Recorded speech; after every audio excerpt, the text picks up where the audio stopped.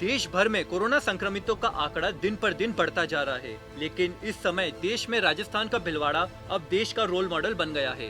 पूरे देश में राजस्थान के सीएम अशोक गहलोत द्वारा कोरोना की रोकथाम के लिए अब तक लिए गए निर्णयों की देश भर में प्रशंसा हो रही है।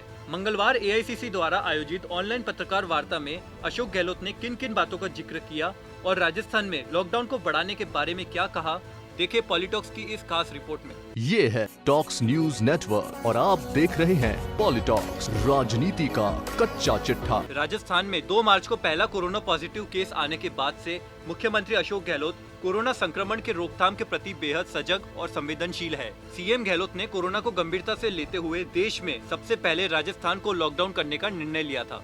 इसके बाद अन्य राज्य सरकारों ने और केंद्र ने देश भर में लॉकडाउन करने का निर्णय लिया। सीएम गहलोत द्वारा कोरोना संक्रमण की रोकथाम के लिए अब तक लिए गए निर्णयों की देश भर में प्रशंसा हो रही है। वहीं कोरोना का एपिक सेंटर बना भीलवाड़ा अब देश का रोल मॉडल बन गया है।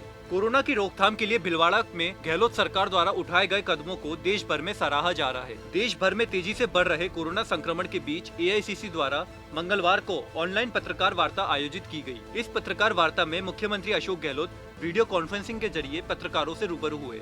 इस दौरान सीएम गहलोत ने कहा कि कोरोना को लेकर जो स्थिति दुनिया भर में बनी, इस स्थिति को जिन देशों और राज्यों ने गंभीरता से लिया, वहाँ संक्रमण फैल नहीं पाया। उनमें से राजस्थान भी एक है। राजस्थान में पहला कोरोना पॉजिटिव केस आते ही हमने सभी धर्मों, विभागों और राजनीतिक पार्टियों के लोगों से अलग अलग बैठकें की। हमने शुरुआत से ही कोरोना के खिलाफ लड़ाई लड़ने की तैयारी की और उसमें काफी हद तक कामयाब रहे। मुख्यमंत्री अशोक गहलोत ने बताया कि राजस्थान में कोरोना पॉजिटिव केस अभी भी आ रहे हैं। उसकी रोकथाम के लिए हम लगातार मॉनिटरिंग कर रहे हैं। इसके लिए अलग अलग वॉर रूम प्रदेश सरकार ने बनाए हैं।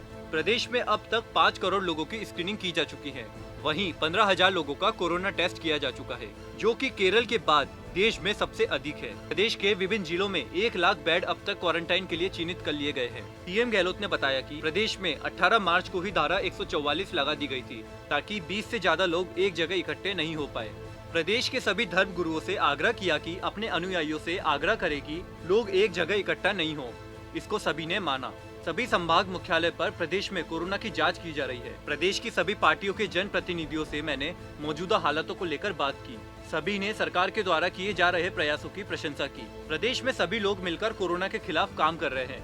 ऐसा माहौल राजस्थान में बन गया है। आज भीलवाड़ा बना देश का रोल मॉडल। वहीं प्रदेश का सबसे पहला एपिक सेंटर बने भीलवाड़ा में कोरोना पर करीब काबू पाने के बारे में बताते हुए मुख्यमंत्री अशोक गहलोत ने बताया कि भीलवाड़ा और रामगंज हमारे लिए चिंता का विषय था।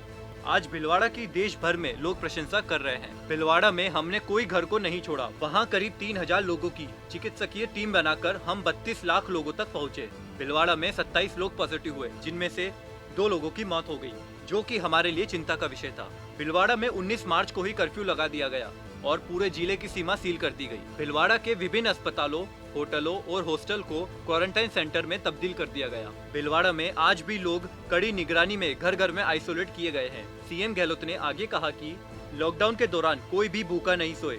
इसमें हम कामयाब रहे। इसके लिए प्रशासन, एनजीओ और समाज सेवी बढ़ चढ़कर काम कर रहे हैं। प्रदेश के सभी जनप्रतिनिधि, सरकार, ब्यूरोक्रेसी, राजनीतिक दल, समाज सेवी एक होकर कोरोना का मुकाबला कर रहे हैं। भीलवाड़ा के बाद अब रामगंज बड़ी चुनौती। भीलवाड़ा के बाद जयपुर के रामगंज में बढ़ रहे कोरोना संक्रमित मरीजों की संख्या के सवाल पर सीएम अशोक गहलोत ने कहा कि भीलवाड़ा के बाद रामगंज राजस्थान सरकार के लिए बड़ी चुनौती है। अब सरकार की पहली प्राथमिकता रामगंज में संक्रमण को फैलने से रोकना है। इसके लिए विशेष टीमें लगा दी गई है। युद्ध स्तर पर कोरोना की रोकथाम के लिए काम हो रहा है। ट्रेनिंग करवाई जा रही है और उम्मीद है जल्द हालात नियंत्रण में होंगे। प्रदेश में 7 से 8 दिन में रैपिड टेस्ट किट उपलब्ध हो जाएगी। इसके लिए सरकार ने ऑर्डर जारी कर दिए गए हैं। चाइना से रैपिड टेस्ट किट मंगवाई जा रही है। प्रदेश में सरकार कोरोना की जंग से लड़ाई लड़ने के लिए पूरी तरह सक्षम है। प्रदेश में 1 लाख आइसोलेशन बेड तैयार कर लिए गए हैं। वेंटिलेटर की खरीदी की जा रही है। तबलीगी जमात मामले की जांच सुप्रीम कोर्ट के जज से कराए। तबलीगी जमात से जुड़े लोगों के ज्यादा केस आने के सवाल पर सीएम अशोक गहलोत ने कहा कि तबलीगी जमात से पूरे देश में इशू बन गया है।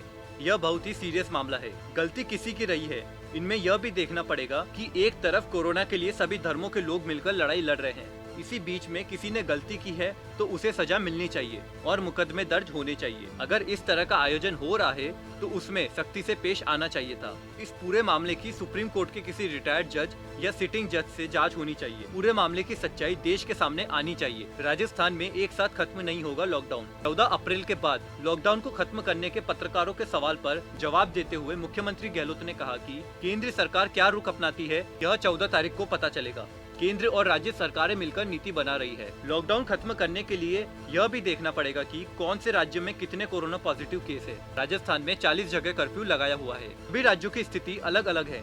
इसके लिए सभी राज्यों को सोचना पड़ेगा। केंद्र सरकार की जो भी गाइडलाइन होगी उसको हम फॉलो करेंगे। राज्य सरकार चाहेगी कि लॉकडाउन खोलने से किसी प्रकार की तकलीफ नहीं हो और इसे बार बार लगाना भी नहीं पड़े। राजस्थान में लॉकडाउन को एक साथ खत्म नहीं किया जाएगा। सरकार चरणबद्ध रूप से फैसला लेगी। लॉकडाउन के दौरान राज्यों की आर्थिक स्थिति खराब हो गई है। केंद्र को इस और भी ध्यान देना चाहिए।